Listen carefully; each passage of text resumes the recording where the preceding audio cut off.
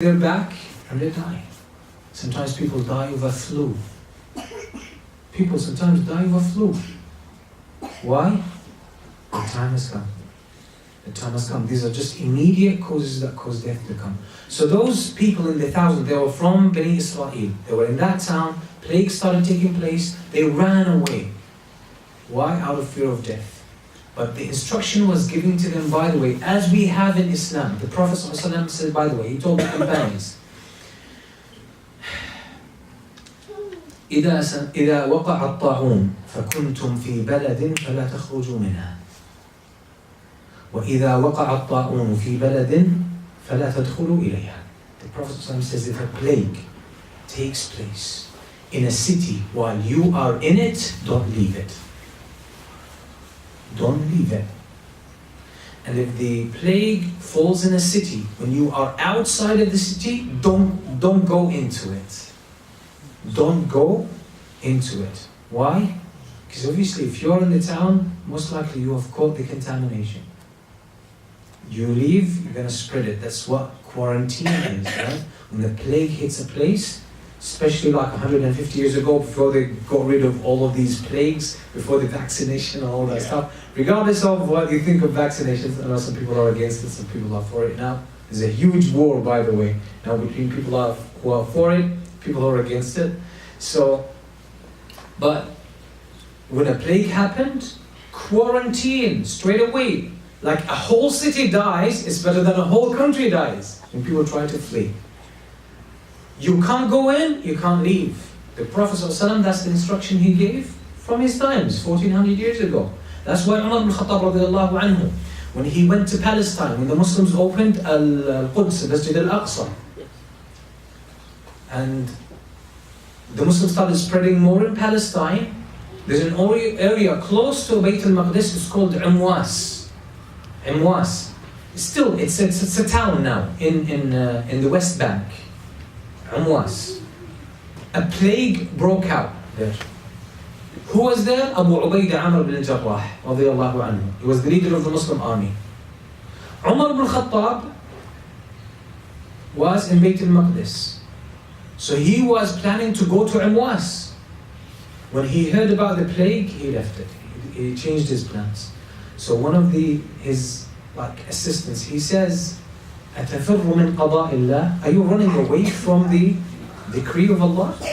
Umar ibn Khattab made his famous statement. He said, نفر من قضاء الله إلى قضاء الله أو من قدر الله إلى قدر الله. You run away from the decree of Allah to another decree of Allah.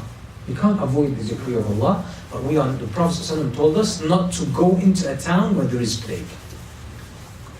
And the Muslims, when they were in Imwas, with Abu Ubaidah Amr ibn Jarrah, none of them left. And that's why the plague ended there, by the way. And they say 15,000 of the companions died in that plague. And actually the Prophet ﷺ, he foretold the companions about this earlier on, during his lifetime. So when they were going on Tabuk, on the expedition of Tabuk, the Prophet ﷺ camped in Tabuk for 20 days. So he was with the companions. And the Prophet ﷺ said to the companions, أُعْدُدْ بَيْنَ يَدَيِ السَّاعَةِ أُعْدُدْ خَمْسًا بَيْنَ يَدَيِ السَّاعَةِ. Count 5 things before the hour happens. مَوْتِي وَمَوَتَانٌ يَأْخُذُ بِكُمْ كَقُعَاصِ الْغَنَمِ. And a plague that would wipe you out, the companions of the Prophet ﷺ, like قُعَاصِ الْغَنَمِ. This was a plague famous that would destroy the sheep, cattle of sheep, would destroy them. And that happened at the time of Umar ibn Khattab radiyallahu anhu. Okay, so these people, Allah subhanahu wa ta'ala demonstrated to them, Allah takes life and Allah gives life back. Then Allah subhanahu wa ta'ala talks about fighting for the sake of Allah, and we talked in abundance about fighting, right? Why there is jihad in Islam, and we mentioned how many reasons? How many reasons we mentioned? 4. 4 reasons. All of them are legitimate, are agreed upon by all human beings, by the way. They are practiced by all nations.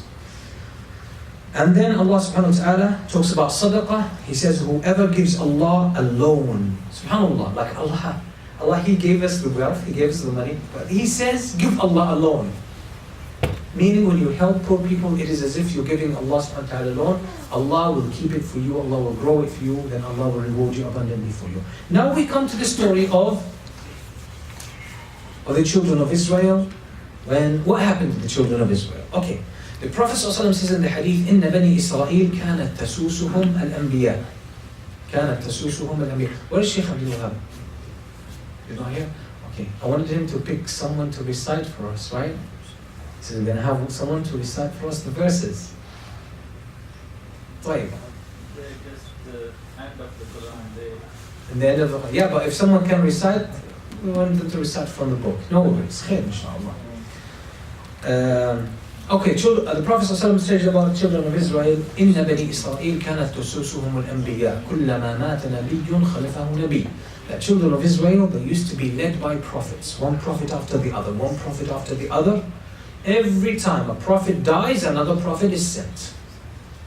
But then at some time there was a gap. Why? Because they used to kill prophets, right? They used to kill. Like they don't like a prophet, kill him. They would kill him. So Allah subhanahu wa ta'ala stopped sending them prophets and He appointed kings upon them, from among them, kings, royalties. These kings became corrupt. The whole children of Israel became weaker and they were destroyed and they were taken over by other nations. In Palestine. One of those nations was called Al-Amaliq, the giants. They subjugated and enslaved the children of Israel. And they took from them a box that was left from Musa alayhi salam. The box is called the Tabut. It was called the coffin. A Tabut. And it had some remains from the time of Musa alayhi salam. And the box was a source of serenity and tranquility. It was the inheritance of Musa alayhi salam. It was taken by the Amaliq, taken away from the children of Israel. So the children of Israel turned to Allah and they made dua, "Oh Allah, send a king upon us who would be strong so we can unite under his leadership and we would fight off these enemies and get back the box of Musa alayhi salam and free ourselves from subjugation." That's what the story is. So Allah subhanahu wa ta'ala says, أَلَمْ تَرَ إِلَى الْمَلَإِ مِنْ بَنِي إِسْرَائِيلَ مِنْ بَعْدِ مُوسَى إِذْ قَالُوا لِنَبِيٍّ لَهُ مُبْعَثْ لَنَا مَلِكًا نُقَاتِلْ فِي سَبِيلِ اللَّهِ قال هل عسيتم إن كتب عليكم القتال ألا تقاتلوا قالوا وما لنا ألا نقاتل في سبيل الله وقد أخرجنا من ديارنا وأبنائنا فلما كتب عليهم القتال تولوا إلا قليلا منهم والله عليم بالظالمين. Have you not seen those chiefs of the children of Israel after Moses? They said to one of their prophets, "Appoint for us a king, and we will fight in the cause of Allah." He said, "Are you not going to cower if ordered to fight? You're not going to back off if you are commanded to fight?" Because they used to run away from fights.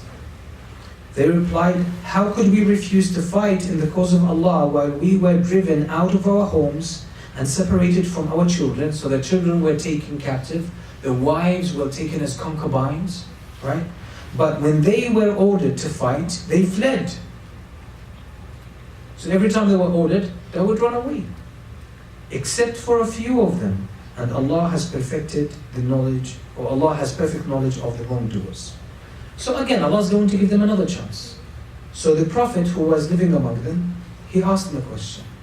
وَقَالَ لَهُمْ نَبِيُّهُمْ إِنَّ اللَّهَ قَدْ بَعَثَ لَكُمْ طَالُوتَ مَلِكًا قالوا أَنَّى يَكُونُ لَهُ الْمُلْكُ عَلَيْنَا وَنَحْنُ أَحَقُّ بِالْمُلْكِ مِنْهُ وَلَمْ يُؤْتَ سَعَةً مِنَ الْمَالِ قال إِنَّ اللَّهَ اصْطَفَاهُ عَلَيْكُمْ وَزَادَهُ بَسْطَةً فِي الْعِلْمِ وَالْجِسْمِ وَاللَّهُ يُؤْتِي مُلْكَهُ مَنْ يَشَاءُ وَاللَّهُ وَاسِعٌ عَلِيمٌ.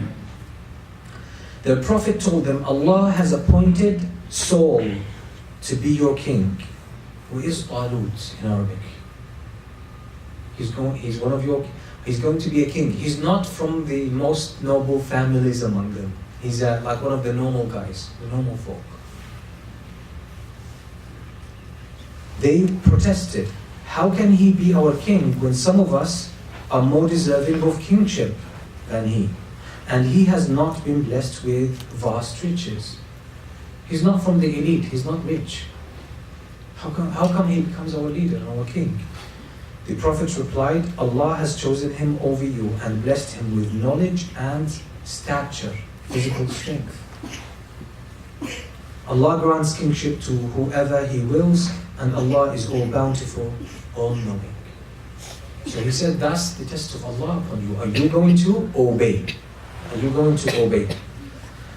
وقال لهم نبيهم إن آية ملكه أن يأتيكم التابوت فيه سكينة من ربكم وبقية مما ترك آل موسى وآل هارون تحمله الملائكة إن في ذلك الآية لكم إن كنتم مؤمنين.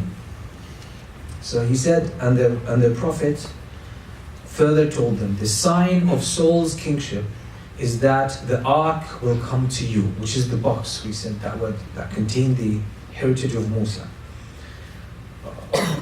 That the ark will come to you containing reassurance from your Lord and relics of the family of Moses and the family of Aaron, of Harun, which will be carried by the angels. Surely in this is a sign for you if you truly believe. So Allah is going now to give you a sign why Saul, which is Talut, should become your king. Allah is going to bring you back this stolen ark or box containing the heritage of Musa alayhi salam. That should be enough of a sign, a miracle for you. They